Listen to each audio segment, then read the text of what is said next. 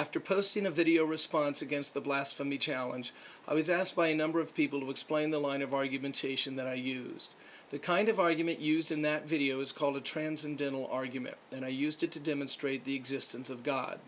A Transcendental Argument takes something in the world or in our experience and tries to show what must be true in order for that thing to have meaning, be intelligible, and even to exist at all.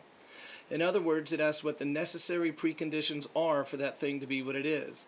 When this is done, the answer that is given is more than the best explanation, it is the only explanation. This is because the necessary preconditions could not be anything else. This is a different kind of argument from the traditional theistic argument. Traditional arguments for the existence of God, such as the cosmological and design arguments, take some fact or experience and then reason to what they consider to be the best and most probable explanation for it. Ideally, the unbeliever does the same thing but arrives, of course, at a different conclusion. Now imagine you live in a snow globe, and one day it occurs to you that certain things in the globe seem to have design features. So you do some investigating around the snow globe and find many things you think indicate the world in which you live in was designed. You continue to collect these things and make a big stack until finally your stack presses up against the glass and can go no higher. From there, you look through the glass at what is outside, and from your vantage point, you're convinced that there is someone outside the glass who made the snow globe.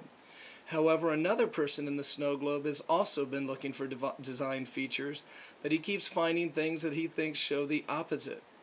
He too stacks his evidence up until it reaches the glass, and he too looks outside, but unlike you, he sees nothing.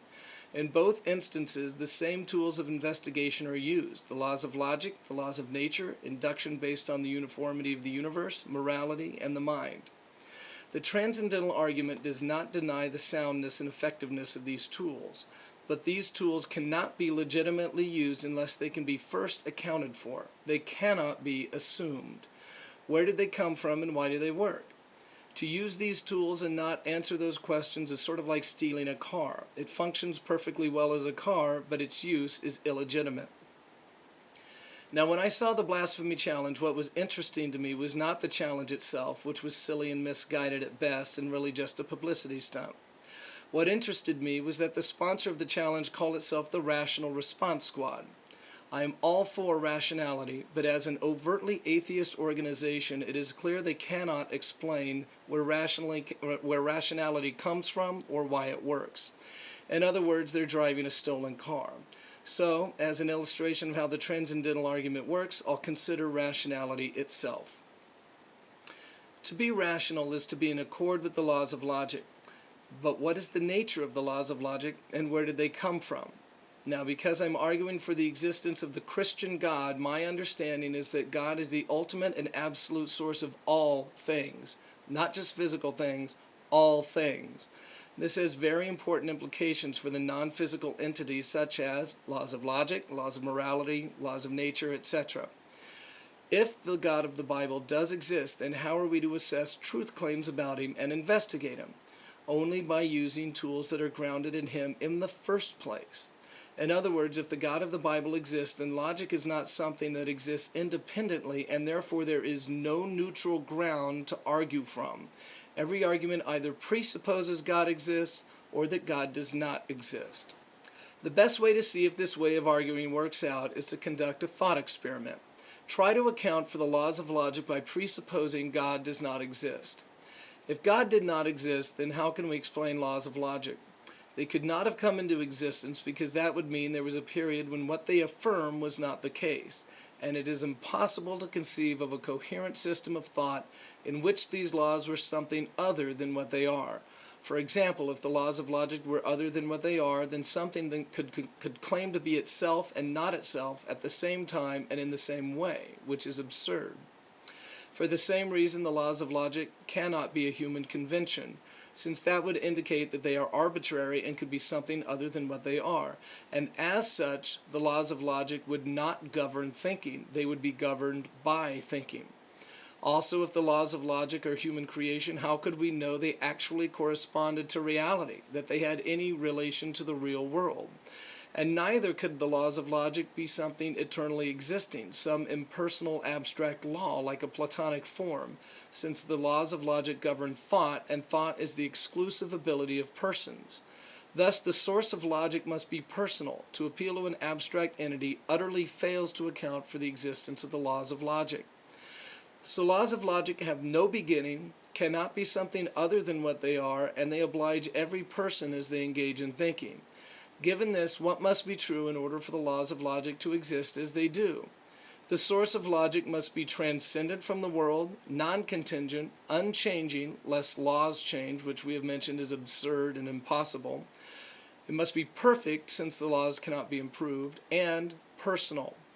Thus, the necessary precondition for the laws of logic is God, a transcendent, non-contingent, immutable, perfect, personal being. And so we see that existence of God is demonstrated by the impossibility of the contrary. Now, some have objected to this kind of reasoning as being circular, that it begs the question by assuming its conclusion and its premise. The interesting thing about this charge is that all arguments are circular. They all ultimately appeal to some self-attesting authority that is assumed as the starting point that justifies other beliefs. In many systems, this self-attesting authority is reason or logic, but justification cannot be given for using reason without first presupposing it to be true. After all, if one tries to justify reason without using reason, they're not going to get very far. Thus, they use reason to justify reason, and this is called a vicious circle, a circular argument that is fallacious.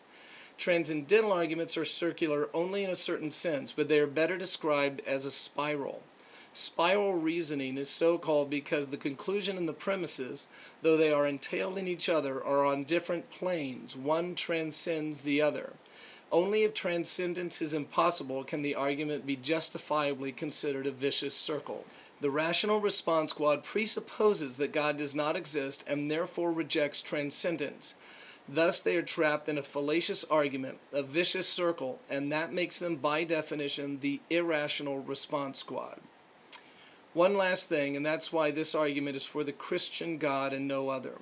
In our quest for knowledge, we seek meaning and unity based on individual instances and experiences. We encounter things and try to discern a relationship between them, a universal whole that makes sense of the particular. This has been called the problem of the one and the many. Now, if the world is derivative of God and reflects his character and nature to any degree, then God must somehow be the resolution of the one and the many, the absolute one and many. Only the Christian God can provide this concept of a personal absolute one and many, and it's called the Trinity. In conclusion, the Transcendental Argument shows us that every argument, no matter what is trying to be shown, must use tools that can only be accounted for by the existence of God. Even arguments against God must first presuppose him to be true in order to get off the ground. As one theologian put it, atheism presupposes theism, and the best proof for the existence of God is that without him you can't prove anything at all.